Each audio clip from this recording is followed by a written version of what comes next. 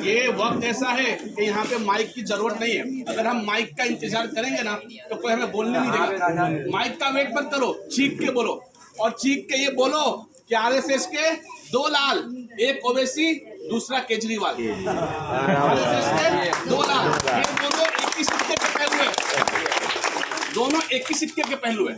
और ये पतंग पे इनको घमंड है।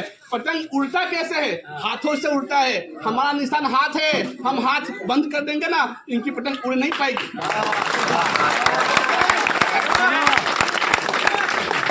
पानी, हम पानी पीते नहीं है, हम ओवैसी को पानी पिलाना है।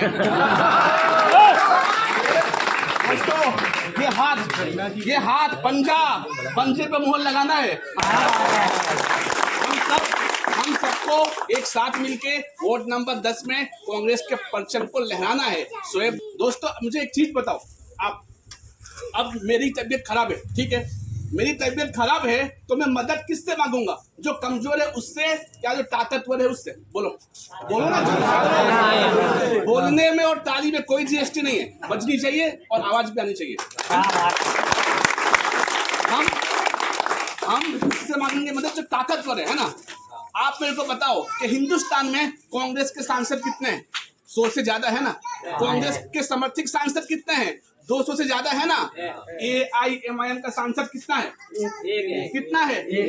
ज्यादा बड़ा लीडर कौन? एक, या जिसके 200 ज्यादा है वो ताकतवर कौन हुआ? 200 वाला हुआ ना।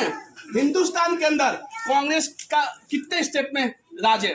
हिमाचल में सरकार कांग्रेस की, कर्नाटक में सरकार कांग्रेस की, तेलंगाना में सरकार कांग्रेस की, अपने झारखंड में सरकार कांग्रेस गठबंधन की, तमिलनाडु में सरकार कांग्रेस गठबंधन की, कश्मीर में अपनी सरकार, और 10 से ज्यादा स्टेट ऐसा है जहां कांग्रेस नंबर 2 की पार्टी है।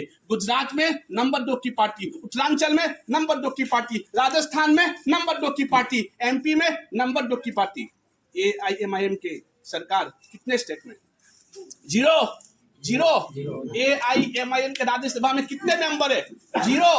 AIMIM विपक्ष में कितने स्टेट में है? 0। तो ताकतवर कौन हुआ? कांग्रेस या AIMIM? तो सपोर्ट किसको करोगे?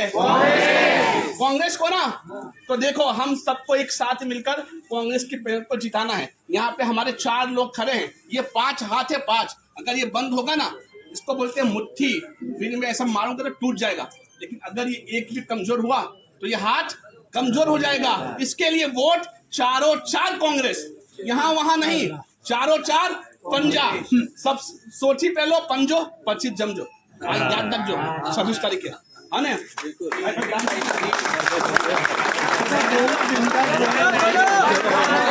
बोलना तो बहुत है, बोल कर तो मैं फजर तक बोलूंगा।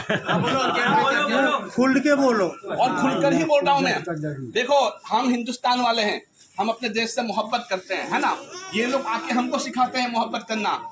ये हैदराबाद के अंदर जहाँ पर AIMIM के मुखिया असदुद्दीन ओवैसी का घर है ना, वहाँ पर जो विधायक है, जो MLA है, वो किस पार्टी का है पता है? BJP का है। टी राजा फोन है ना, गूगल है ना, सर्च करना।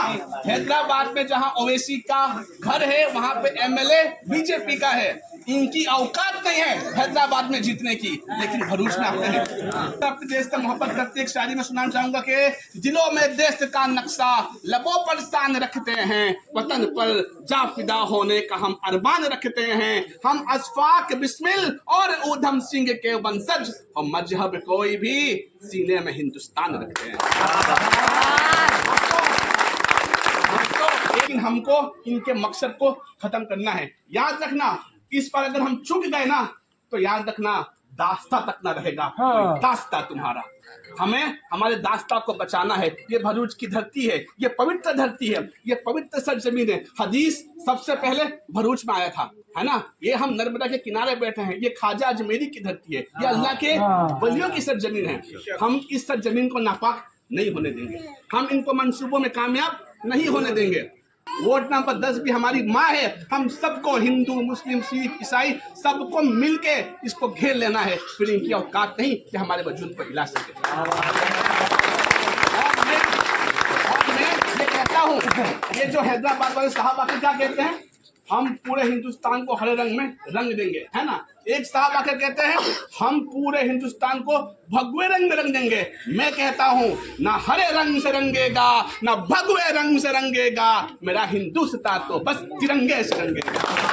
दोस्तों, हमारी विचारधारा तिरंगा है, हमारा विचारधारा हिंदुस्तान है। मौलाना आजाद की धरती, ये एपीजे अब्दुल कलाम की धरती है, ये ब्रिगेडियर उस्मान की धरती है। इन लोगों ने कोई काम किया है? कोई काम नहीं किया है। सारा काम कांग्रेस, हाँ